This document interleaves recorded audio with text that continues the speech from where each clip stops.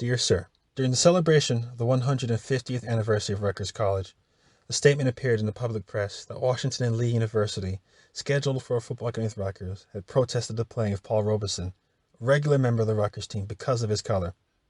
In reading an account of the game, I saw that Robeson's name was not among the players. My suspicions were immediately aroused. After a considerable lapse of time, I learned that Washington and Lee's protest had been honored, and that Robeson, either by covert suggestion or official athletic authority, had been excluded from the game. You may imagine my deep chagrin and bitterness at the thought that my alma mater, ever proud of her glorious traditions, her unsullied honor, her high ideals, and her spiritual mission, prostituted her sacred principles when they were brazenly challenged and laid her convictions upon the altar of compromise.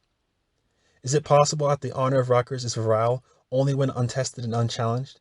Shall men whose progenitors tried to destroy this union be permitted to make a mockery of our democratic ideals by robbing a youth whose progenitors helped to save the Union of the equality of opportunity and privilege that should be the crowning glory of our institutions of learning?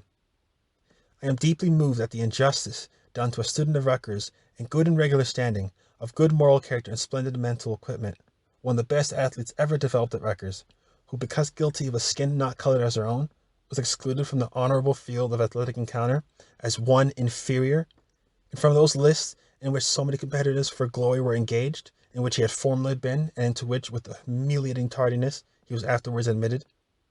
He was robbed of the honor and glory of contending in an athletic contest for his college before an assembled multitude composed of representative men and women of various avocations from all the corners of the earth. Not only he individually, but his race as well, was deprived of the opportunity of showing its athletic ability and perhaps its athletic superiority. His achievements on that day may have been handed down as traditions not only to honor his alma mater, but also to honor himself individually and his race collectively. What an awful spectacle! One of Rutgers' premier athletes on the sidelines because of his color.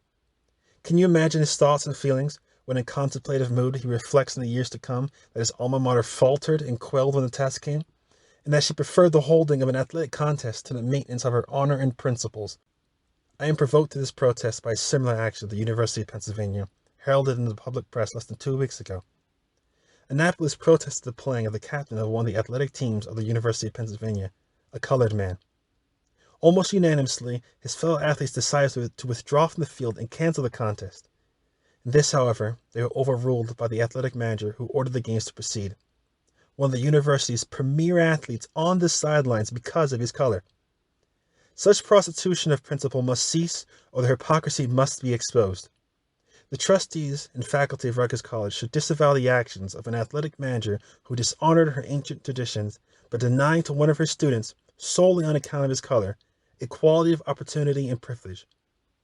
If they consider an athletic contest more than the maintenance of a principle, then they should disavow the ideals, the spiritual mission, and the lofty purposes which the sons of Rutgers have ever believed that they cherished as the crowning glory of her existence. May we fervently pray that the Sun of Righteousness may shine upon our beloved alma mater, now growing and blossoming into the full fruition of her hopes. Very respectfully yours, James D. Carr.